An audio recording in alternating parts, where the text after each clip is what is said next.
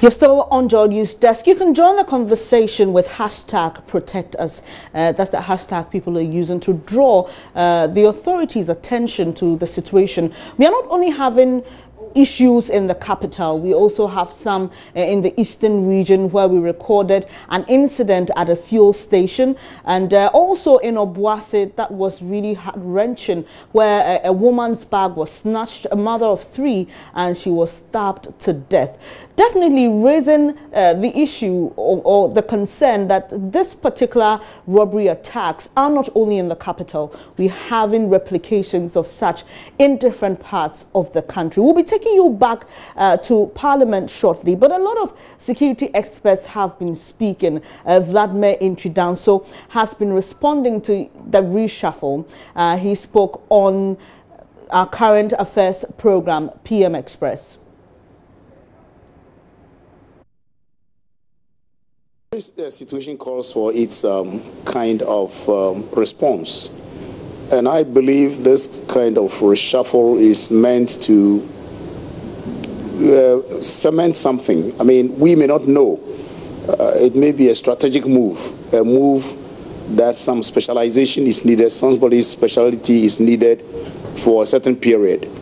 And so reshuffles in security apparatus is always very important. It is only the security tops who would understand why they are doing that reshuffle. It normally happens. Yeah. It normally happens. Yes. I've always advocated for the use of artificial intelligence as a beef up for gathering intelligence and at the same time helping to monitor the miscreants in our society. Because if the police should wear body cameras and we have cameras around, and if we have our national identification in place, and if we have all these things that he has said about the banks and the monies, that if people take money right now, you should be able to trace the money, because 200,000 must be something from the bank, and we could have traced it very easily. So artificial intelligence is very, very important. And so yes, what I advocated for in the past, and I'm always advocating for, is this kind of stopping the barracksing system, where police stay far off from the communities. Policemen should be given enough salaries to be able to hide their own places among people in the community. So my children and the children of the policemen will be playing together, going to the same school, and within the community, everybody knows everybody. And therefore, the bad guys will be known in every community, so that we'll be able to help the police know the bad guys amongst us within every community. You know, if we don't do this and we say roadblocks, you don't need a lot of gendarmes on the street to be able to catch up with these miscreants. You need more intelligence, intelligence, and that is more important than the roadblocks. So what has been government's reaction to all of this? Information Minister Mustafa Hamid has that. The Vice President of the Republic, Dr. Mahamudu Bawumia, convened an emergency meeting of all heads of security agencies, service commanders, and ministers responsible for the interior, defense, national security, and also the senior minister to deliberate on the recent spate of robberies in our country. Government takes a serious view of these events and has therefore put in place measures that will forestall these occurrences and ensure better protection for life and property. Number 1, Operation Calm Life, which is the joint anti-armed robbery, military and police operations, has been enhanced with immediate effect. In this regard, there will be heavy military and police presence in our major cities across the country starting from today. Number 2, there will be surgical operations in certain areas of our country based on intelligence, whose purpose shall be to flush out criminals and suspected criminals. We are therefore calling on the public not to panic or be nervous when they find police and military teams in their various areas. They mean no harm. They will harm no persons that are going about their lawful duties, and they are only in search of criminals and suspected criminals. There will be enhanced surveillance on financial institutions, forex bureaus, and money vending points across our cities. Government also directs that all financial institutions take steps to install CCTV cameras on their premises.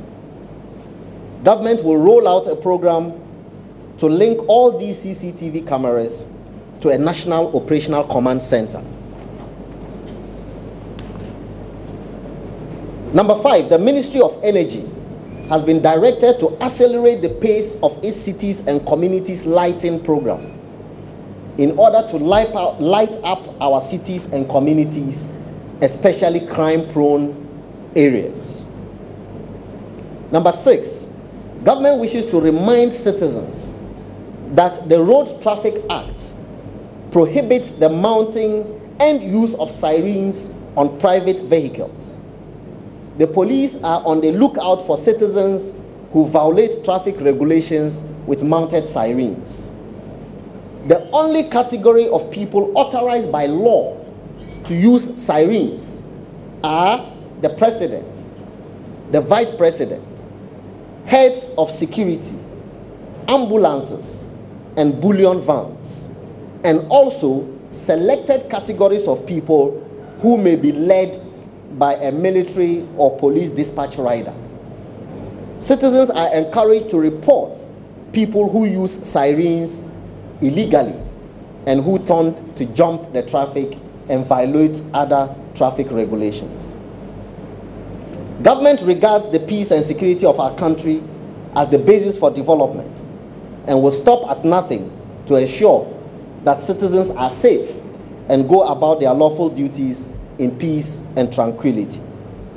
We further encourage citizens to be vigilant and report suspicious characters in their communities to law enforcement agencies.